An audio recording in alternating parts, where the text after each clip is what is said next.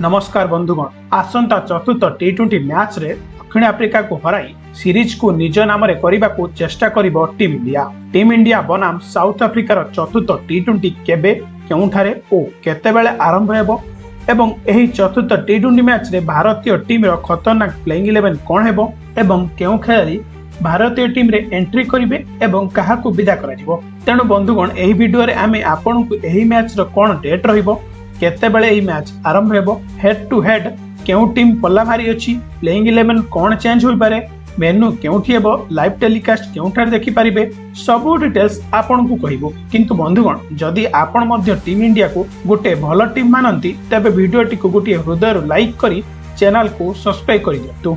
तबे चालंतु सर्वप्रथमे आमे कथा कहिबा उभय टीम मध्यरे हेड टू हेड मैच गुड़िक कौन रही। तबे एपर्यंत उभय टीम मध्य मोट 34 टी20 मैच खेल जोठारे 20 टी मैच रे भारत आफ्रिका को हराई एवं आफ्रिका टीम भारत को 13 टी मैच रे हराई। तेणु एही स्थिति रे टी20 रे भारतीय टीम रो पल्ला एपर्यंत भारी रही और वर्तमान सीरीज मध्य भारतीय टीम 2 मैच जीति सीरीज रे 2-1 रे आगरे चली। जदि एही मैच रो प्लेइंग 11 कथा कहिबा तेबे प्लेइंग 11 रे हमकु केवल गोटी ही बदल देखा मिल पारे। ता छड़ा आमे एठारे ओपनिंग सुमन गिल सहित अभिषेक शर्मा को जोड़ी देखा पाइबु।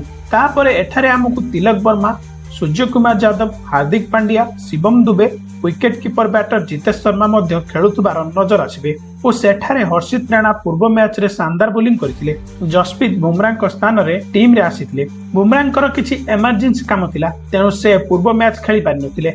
ता छड़ा वरुण चक्रवर्ती, अर्शदीप सिंह और कुलदीप यादव एठारे आमको जसप्रीत बुमराह छड़ा अन्य कोनोसी बड़ चेंज हेबार नजर आसुनाही। अक्षर पटेल मध्य पूर्व मैच रे बाहर थिले तेणु एठारे आमको 10 जन खेलाड़ी पूर्व प्लेइंग 11 रे ही खेलुथबार नजर आसपारती। होई पारे टीम इंडिया एही मैच रे मध्य सही प्लेइंग 11 सहित खेलिबो। जदि कथा कहिबा तापरे एही मैच रे तेबे बंधुगण एही मैच 17 डिसेंबर रे खेलाजिवो। एही मैच रो टॉस भारतीय समय अनुसार संध्या 6:30 रे हेबो और एही मैच आरंभ अर्थात मैच रो प्रथम बॉल संध्या 7 रे फोपाड़ा जिवो और वेन्यू रहिबो एकान क्रिकेट स्टेडियम लखनऊ। एही मैच रे खेला जिवो। जदि एठारे लाइव टेलीकास्ट कथा कहिबा तो तेबे आपण टीवी रे स्टार स्पोर्ट्स नेटवर्क रे विभिन्न भाषा रे विभिन्न चैनल रे एही मैच देखि परिबे। ता छड़ा डीडी स्पोर्ट्स रे मध्य आपण एही मैच रो आनंद टीवी रे उठाई परिबे और मोबाइल रो कथा कहिबा तो तेबे जियो हॉटस्टार रे एही मैच आसीबो। तेबे बंधुगण आपण मानकु कोन लागुची भारतर प्लेइंग 11 कौन परिवर्तन हम कमेंट माध्यम निश्चित जणाइबे। तेबे वीडियोटी को लाइक और चैनल को सब्सक्राइब कर दियंतु। पुणी देखा हबो आ गोटे वीडियो रे। आपणकर जत्न नियंतु। धन्यवाद।